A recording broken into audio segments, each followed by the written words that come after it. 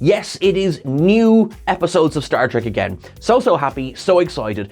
Before we jump into all of that and Discovery Season 5, Episode 1, Red Directive, first of all, super excited to say that this week on our podcast episode, we were able to share an interview that I did with Sonequa Martin-Green.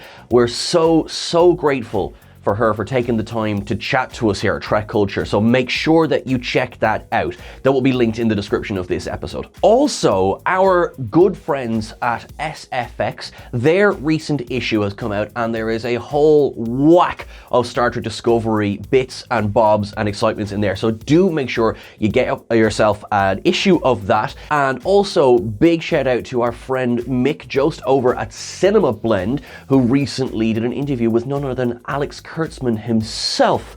So do make sure that you check those few things out. Now, last little bit of housekeeping before we jump in is that obviously there was 2 episodes of Star Trek Discovery dropped today. We have a double premiere. Now we're going to give each of them their own episode of the ups and downs. So we will only be covering Red Directive in this episode. So if, for example, you're watching this and you have not yet watched episode 2, don't worry, I'm not going to be discussing anything from episode 2 in this episode. That will have its own episode of ups and downs that will come tomorrow. Now, all of that said, shall we get to it?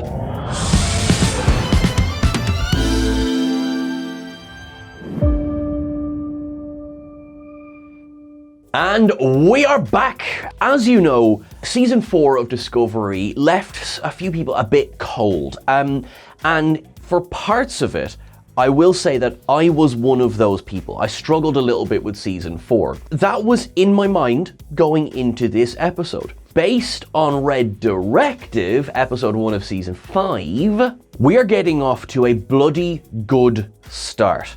This was a heck of an episode, and there are things in here that are like, yes, that is the official English word for that. I'm going to start with an up. Right, and that is, we get the return of these gorgeous shots that Discovery, in fairness, has been pretty good for this since the beginning. They raised the cinematic look of Star Trek from their opening salvo. I mean, think of the Battle of the Binary Stars. We get beautiful shots straight away, particularly of a ship that is, it's a warp effect that reminds me of Star Trek Beyond, where you see the ship is effectively pushing space out of the way. And there's definitely an aspect of that. This opening scene, this is based on the pirate's ship. I won't say too much, but bits of this scene had been shown before.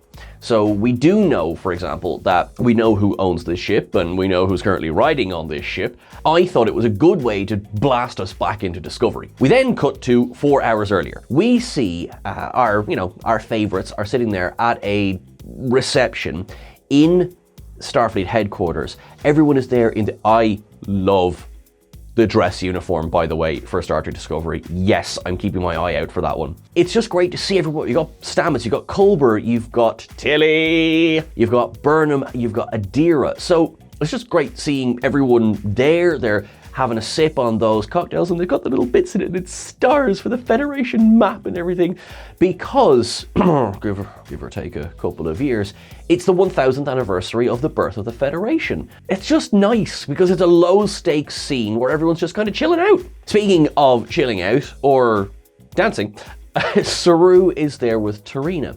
Now, Saru and Tarina was the surprise relationship that I didn't know I needed in previous seasons of Discovery. In fact, I love her in this. It makes me think of Vulcans in general. Some of the Vulcans don't feel emotion, it's just they don't tend to express their emotion. They are perfectly capable of doing so and making jokes which would be, hilarious on Vulcan. But you get this little scene of Tarina asking Saru if he will share what's on his mind, or she does this little, will I be forced to mind meld? Up. I love that, because I really think that Doug Jones and Tara Rosling have this great chemistry together, and no matter how much plasticine is on your face, that still shines through. Saru confesses that he has been asked to join the diplomatic corps, but it will mean stepping away from Starfleet. Now, we did know going into this season that based on interviews with Doug Jones, that no, Saru is not going to be as much a part of the crew that we were used to for the previous 4 seasons. By no means does that mean he's not going to be in the series, but 2 captains on a bridge can get a bit busy. Speaking of getting busy, and yes, that was a terrible segue. See, Tilly's got the eyes for another officer there, and he's got the eyes for her, and I'm just so happy to see her having fun. I love Tilly. Tilly's an up for me. Was everyone looking like they were nice and relaxed and everything? Enough of that. Admiral Vance walks up and hands Burnham this infinity symbol, which she then activates to go to the infinity room. I love the fact that returning David Cronenberg as Kovic says, bit theatrical for my taste. Okay, well then why'd you ask her to meet there? I really like the infinity room. That's an up from me as well. Because also you need to have a place where you can have a, private chat, where you can be sent on a super secret mission that's a red directive, hence the name of the episode. It's not explicitly stated in the episode what exactly a red directive is. So in fact, I'm just taking it as a drop everything and do this right now directive, and classified out the wazoo. Because Kovic tells her that they have discovered this 800-year-old Romulan science vessel. So, to all fans of The Next Generation, yep, it was bloody cool seeing that Romulan science ship rendered with 2024 graphics. In fact, it looks great. I have to say that really, it shone up like a nice new penny. The crew of Discovery are given the order to get ready and get out there. It's in the beta quadrant, so there's a bit of talk, I should say, that the Spore Drive program is going to be shut down. The new Spore Drive, if you will, was destroyed along with Book's ship in the previous episode, or the previous season. And Stamets he's kind of feeling himself, because he's like, oh, it's kind of my life's work, you know what I mean? Adira does make the point that it does mean Discovery will always be one of a kind, and there's different types of propulsion, for example, the Pathway Drive, which is on the way. But I think for something that has been as heavily discussed as the Spore Drive, I like that it's going to retire with Discovery, and that Discovery is going to remain, it's unique in that respect. I think thematically that really works for me. Now also the Spore Drive, very needed for this episode because it's how they get there. But they don't get there first. First to arrive on this Romulan science vessel, which, oh by the way, in case I didn't say, are Maul and Locke. Eve Harlow and Elias Tufexis are so good. Even in this first episode, we're meeting them for the first time, and you have that Bonnie and Clyde, slightly sinister, there's kind of a sexy air about them. They're there to just plunder the ship. That's important as well. When they get there, they're there to just steal stuff, but they're not there specifically for anything. So, alright, as we will find out, the puzzle box that they discover, they're not there to get that per se. They very much stumble into taking possession of the puzzle box. I really like them so far, because even in the screen time that we get with them in this episode, of course I'll go into it now more as well, they seem to be engaging as villains. And they are villains, don't get me wrong, they do some pretty bold things, but I think we're going to enjoy following their journey.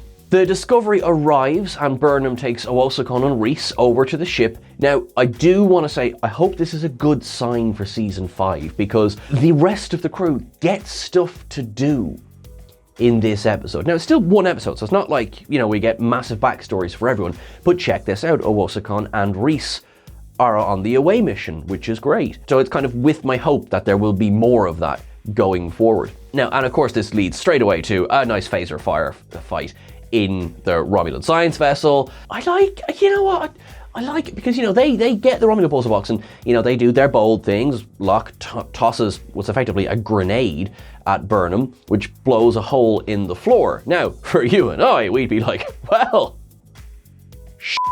but Starfleet's made some cool upgrades in the last 1,000 years. So, instant EV suit. I really like it. Honest to God, I think it's really good. This then effectively brings us up to time, because Burnham, having been blasted out of the Romulan ship, is there floating through the debris and sees Maul and Locke's ship.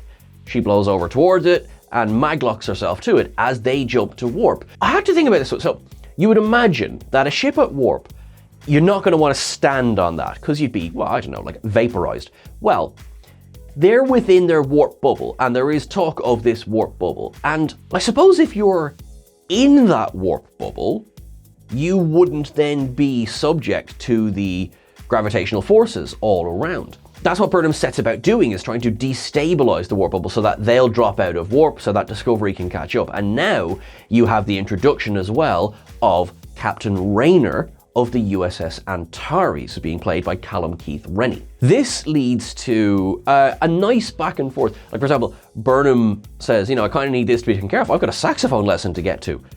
Up. Because that, to me, speaks to the tone of the episode overall.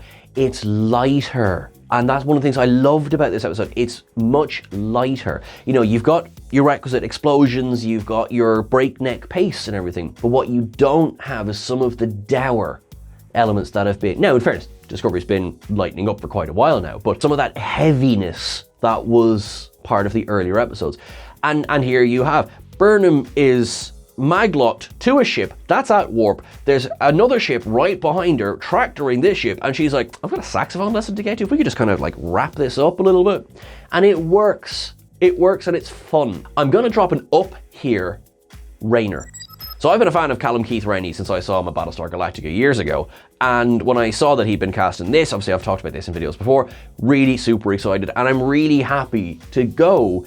He's not one note, because there's a lot of gruff around him in this episode. But even in that, there's laughter and there's jokes. Good introduction. But yes, you've got the Antares there, he's piloting that one, and he's very much, look, I know these two, we can't let them get away, because if we do, we're not going to find them again. And Burnham's just like, we're all going to die. And this is where I got a little bit confused, because we're in Maul and Locke's warp bubble, and then you've got the Antares, and then Discovery catches up as well.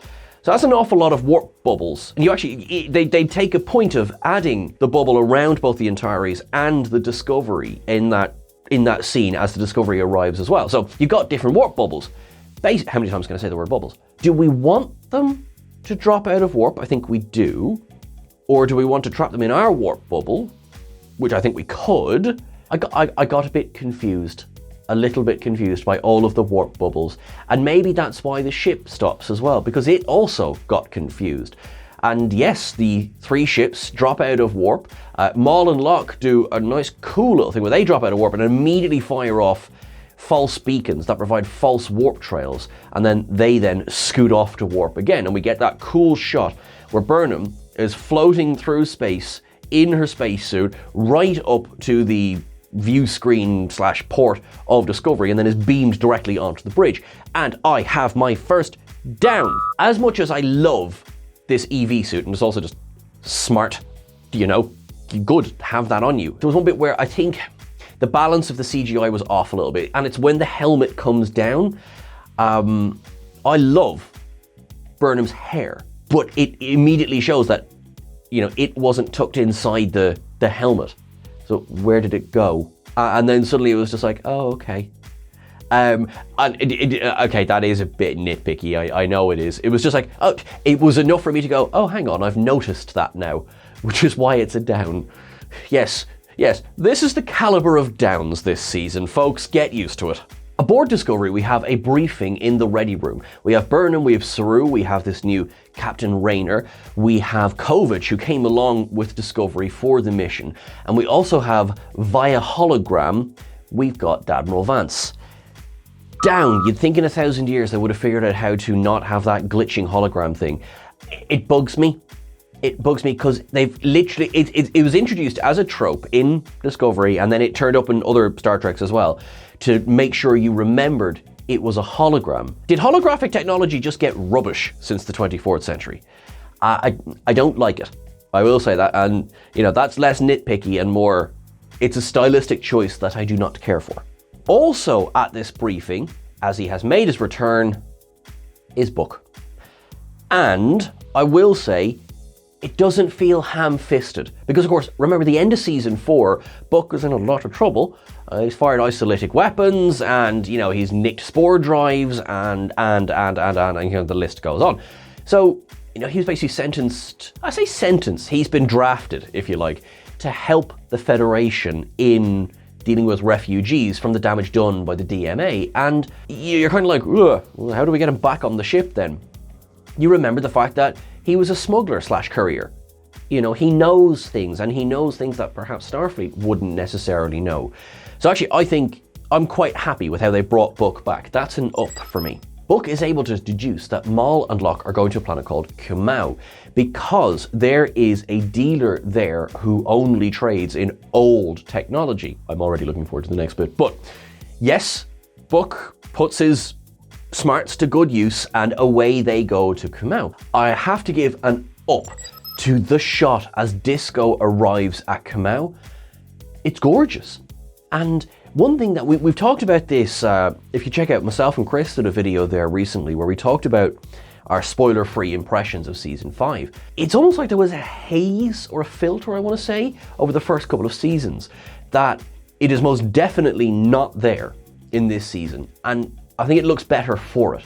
So that shot of Discovery arriving, it's beautiful. It's like top down and it's like flying up to the bottom of the planet, even though there is no up and down in space. But anyway, it looks really good. Now, Discovery obviously gets there first because of the spore drive, but the Antares is going to follow as well. I quite like the Antares, actually. But before any of that, Maul and Locke have arrived at their dealer, who's the Soong-type android, Fred. Take an up. He looks great. He looks really, really great. I mean, they just absolutely nailed the data makeup for, I suppose that's what it is. You know, down to the fingernails, because we get some very nice close-ups of that as well. And Fred is odd. Fred is definitely an android who is using repeated phrases as opposed to understanding how to emotionally interact with people. He kind of reminds me a little bit of, I suppose, ChatGPT or AI or something. He comments on Maul and Locke and the structure of their names and you know, he calls them spicy. Oh, take another up for spicy. I just wasn't expecting Fred to walk out on screen. It was just like, oh, okay. And anyway, so Locke starts to go, right, we've got some stuff to sell. Stick around for station observations because I'm going to have fun with that one. And we get what was in the Romulan vault, which was a Romulan puzzle box, which of course we have seen in Star Trek before. Step forward, Fred, who does. And it's open. Oh, look, it's a book. I'll have a quick look at this book. And he does have a quick look at the book and reads the whole thing back to him. And again, reminds me again of those days where you see Data shuffling cards or something like that. And, you know, doing the isolinear chips in the greatest episode of all time, The Naked Now. Fred obviously doesn't know how to deal with pirates because, you know, he says, this stuff will not be returned. You may leave. Yeah, they'll take that well. And poor Fred, he gets killed. I mean, yeah, he tried to rip you off, but he was cool. Burnham and Book, who are of course closing in on Maul and Locke, they find Fred as is, and Burnham organizes for Fred to be beamed up to Discovery, and then we get a great scene of Culber and Stamets. This is what I mean, that people are getting stuff to do in this episode, and we get, you know, just a reminder that they have this relationship together. They are a happily married couple. Stamets is, you know, you can see the weight of legacy. He's worried that with the spore drive program being shuttered, you know, what's he supposed to do? And in Fred, there is a serial number that starts with AS, Alton Soong. And he talks about, you know, wow, you know, what a legacy to leave behind, that he would be honored in such a way. And this is, you know, nearly 800 years after the man lived. And I kind of see what he means. It's this idea of, you know, what you leave behind and how you are remembered. Culber laughs and says, you know, since we switched over to programmable matter, we've no wires, and, you know, this positronic brain is going to need wires. And Stamets just goes, oh yeah, no, you married a pack rat. No, I'm fine. I have that stuff. And Culber just smiles. It's just, I love it. I just love that interaction between the two of them. Not to be forgotten about in this episode, Tilly has a very funny scene where she's getting back to her quarters after the reception. Some Andorian champagne has been had. This lovely gentleman has organized or has walked her home. Things are going really well. And they're talking about, because obviously they're both instructors at the academy, and they talk about how they have these cadets, and they goes, oh, they can't all be shy. You know, I can't just organize to just kidnap a bunch of them, fly them to a frozen moon and make them all work together. Can I? No, that wouldn't be feasible. Would it be? Could I do that? Take it up. Mary Wiseman's brilliant. I love her in this episode. She has great comedic timing. The really awkward flirting that goes on between them as well, when suddenly she's like, ooh, oh, it's warm in here. Oh, you should leave. Yeah, but if you wanted to walk me home again, you could. And he responds by going, yeah, I like walking and talking. And it's so adorably awkward. Adorkable? It's adorkable is what it is. And she says, I'm gonna need coffee. And then she gets a hail from Michael. She's like, Michael, it's warm in here. You're not here. But you have serious voice. How many more times can I say I love Tilly? I love Tilly, I love Tilly, I love Tilly. And Tilly gets recruited to help find out who the Romulan on the ship was. There is a down that I do need to put in here, which was after 800 years on the ship, that Romulan was looking well, like he still had flesh. So perhaps I'm just a big silly Billy and I missed the bit where the ship was a vacuum for 800 years. But yeah, I didn't get that. So that was a down for me. But enough about his corpse. Tilly then sets to work finding out who he was and what this could all be about. Now she goes a little bit further. Michael asks for her help. She goes a little bit further than that. She hacks into a Federation database. And she's about to get into very serious trouble when Admiral Vance walks in and says basically to the Federation security officers, I'll take it from here. He's CNC, so, yeah, no worries, we'll defer to your authority. Because also, in this episode, he was out of the loop. Kovich has not clued him in as to what is in the book that was in the puzzle box, why Kovich wants that to begin with. And you can tell he plays it cool, but he's like, I want to know. By allowing Tilly to continue, he effectively absolves her of any, responsibility or any, kind of like getting in trouble. Because look, if the CNC can't organize it or can't authorize it, who can? And they discover that this Romulan scientist, big shout out to the Next Generation era Romulan costume, a guy called Valek, has a very important book. And it would be very bad if this got into the wrong hands, wouldn't it? Cut to, we're back on Kamau, and we get the whole Sandrunner sequence. This is how you use an AR wall well. Because there's an awful lot of talk about the AR wall and when it's really noticeable and when it isn't. It isn't. For the majority of this scene, it looks really, really well made, well rendered, and it comes across very well. Raynor, who again is making me giggle, but also is a headstrong pain in the ass, and he inadvertently gives Molenlock the idea to effectively create an avalanche of rock that will certainly stop the pursuers, but also take out the entire camp. And so we get what is one of the most visually pleasing things I've seen in a long time, taken up for the arrival of the Antares and Discovery in atmosphere as you've got Book, Burnham, and Raynor are racing back toward the encampment. Now, there is one thing I do have to give it down to. It's a trope. So there's two civilians that are trying to start their Sandrunner, number one. And the second Burnham says, can you beam them out? And Owusu kind of goes, no, our magical transporter doesn't suddenly work because there's a bit of space dust in the air. I'm being very harsh, but it's this idea that technology is amazing and always works until it doesn't when you need it. It's a trope that I have to say, yeah, so that's a down for me.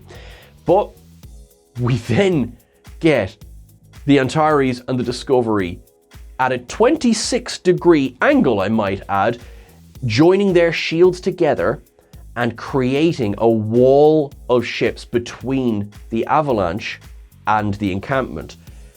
That was an up for them arriving, and this, my friends, is my Latinum up with the episode. Now, maybe that's just me being, ooh, shiny and cool. I thought it was a super good idea. It looked fantastic. And what a nice way to go. This season, we're going big. And it really worked for me. Of course, Maul and Lack get away again. And Raynor, a tiny little bit cowed by the fact that, although it wasn't his fault, not his fault either, and he's a prick, but he doesn't seem to be one for the sake of being one. And I really do enjoy his interplay with Book and Burnham. A couple of quick things in a row. So I've already upped Raynor, so yep, love him.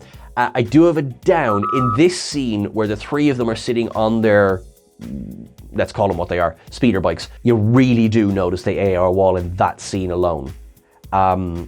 It kind of has an almost, green screen's a bit harsh, but it was really noticeable in that scene, and it take me out of the episode. Considering the rest of the episode looks amazing, that one was a bit of a shame. Raynor beams out, which leaves Book and Burnham. I have a feeling that there's going to be a lot of conversations throughout the season between the two of them, but they acknowledge that time has gone by, they haven't communicated, they are communicating now, and for me, it was a very mature conversation between two people whose relationship has ended, and they don't know how to act around each other. As Burnham says, I don't know how to be around you. And I thought that was an excellent scene. Back aboard Discovery, we find out that yes, Fred did see every page of the book, so excellent. We have our record of it. And in the book, in one of the pages, there's an illustration of a world with two moons. Immediately, Burnham goes, "Oh, it's the Valil system." Really? It's the only planet with two moons? Now, it does get explained, so I went, oh, that's on me then. But yes, there is a talk of twin moons. There is a holographic recording deep in the Federation database that Tilly and Vance see of Valak talking about, under the twin moons. Well, we have our direction of where to go next. And Burnham effectively confronts Kovich, because Kovich has been very much, I'm not telling you crap for this whole episode, because it's super duper duper classified. You're not finding out, it's not happening. But Burnham, in combination with what she's learned from Tilly and from Vance, and now from poor Fred's eyes as well, she confronts Kovich and says, you have a team who can work on this for you, or you can do this all on your own and you'll spend years going through all of the possible planets with two moons. Thank you for acknowledging that there's more than one planet with two moons. And she's able to go, look, the planet's in the Valil system, which is in the beta quadrant, and it's got two moons that are in sync effectively. And Kovich, it inspires Kovich to be like, okay, maybe we can make our circle bigger. And that's when we get the revelations. This episode, and by extension, this season of Discovery, is a sequel to the Next Generation episode, The Chase, Taken Up. I thought that was a fantastic reveal, because it's always seemed like, I'm certain we must have a list somewhere that says wasted potential, or ideas that should have gone somewhere and never did. This massive revelation of the progenitors in The Chase, and then just did nothing with it. Never mind, it looks like we're getting a season's worth of sequels to that. So that was a whopper of an up for me. And a good twist. I did not see that. I never expected to see that this was where it was going to go. I'm very excited because I've just always loved that episode. It's a nice mystery, great pace, and I did check. It's not the same actor. Michael Copeman plays Valak in this episode, whereas he was not in the Next Generation episode. So sorry, but yeah. I was like, okay, I'm so ready. Speaking of ready, we better get ready for a wedding, because Tarina's only just gone and asked Saru to marry her. Taken up. That brings us up to the end of the episode with, of course, Burnham going, let's fly. That's really grown on me. So, would you be so kind as to come join me at Cetacean Observations?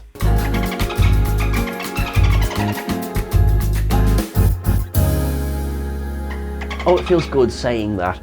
Now, we have the Millennium Celebration for the birth of the Federation, 2161 being the birth of the Federation. The stars, the Federation flag, are referenced in the cocktail that they're drinking, which tastes like Jumja sticks, which of course are a Bajoran delicacy, popularized on Deep Space Nine. There is a Silay standing behind Stamets. Now this is cool because it's been a while since we've seen one of them.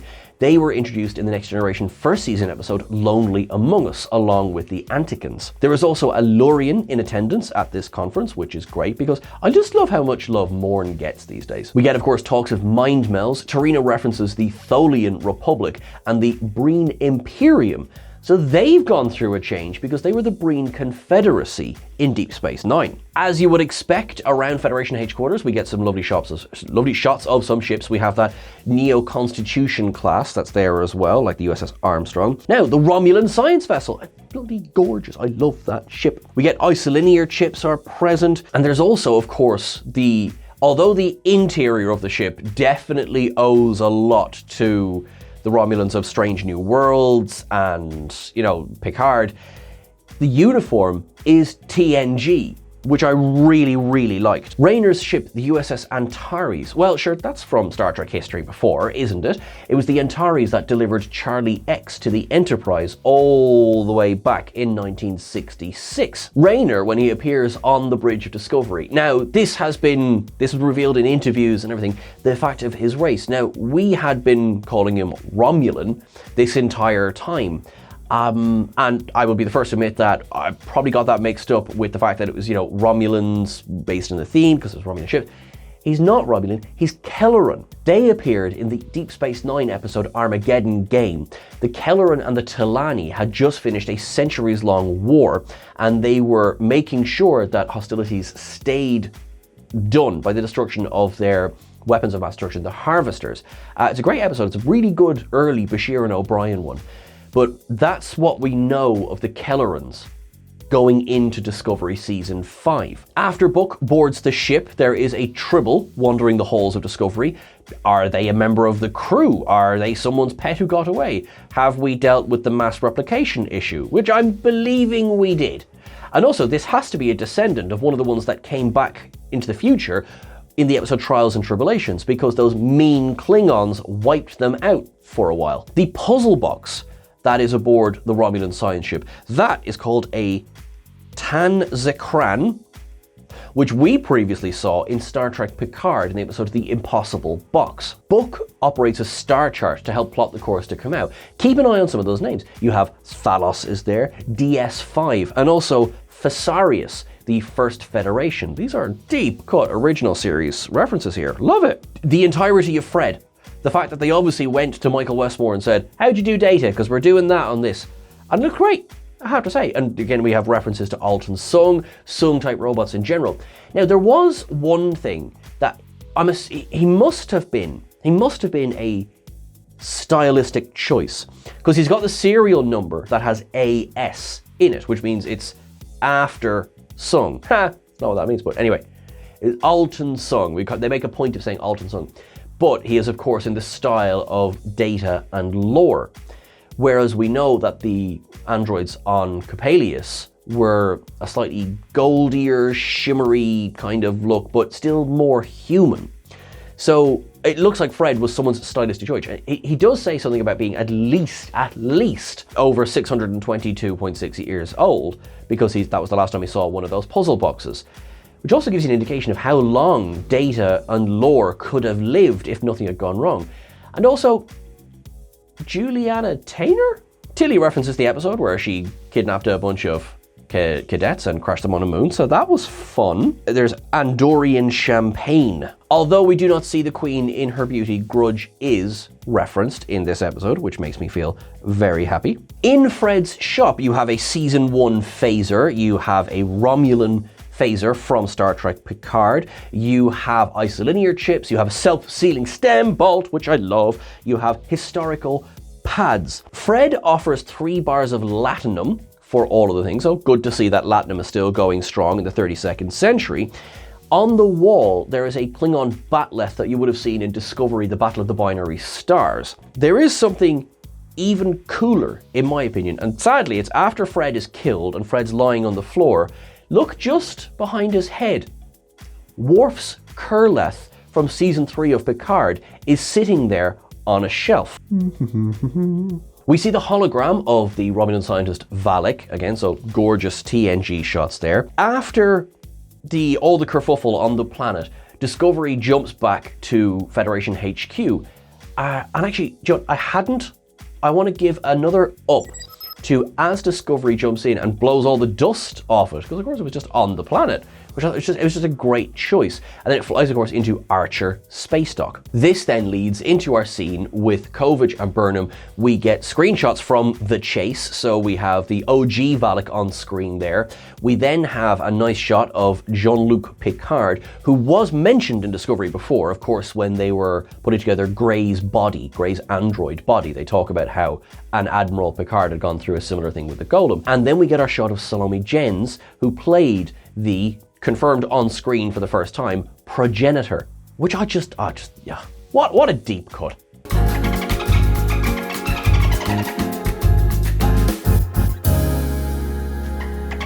that's everything. What did you think? What an episode to start. Now, you won't have to wait too long because I'm going to now go and record episode 2, so please come back for that one. Please don't forget to like, share, and subscribe. You're awesome. You're wonderful. We're so close to 300,000, so thank you so much. I see you, people who are subscribing. Thank you. We will be back, in a few hours with episode 2. But are you excited for season 5 of Discovery? Based on what you've seen, what do you think? Let us know. You're awesome and you're wonderful.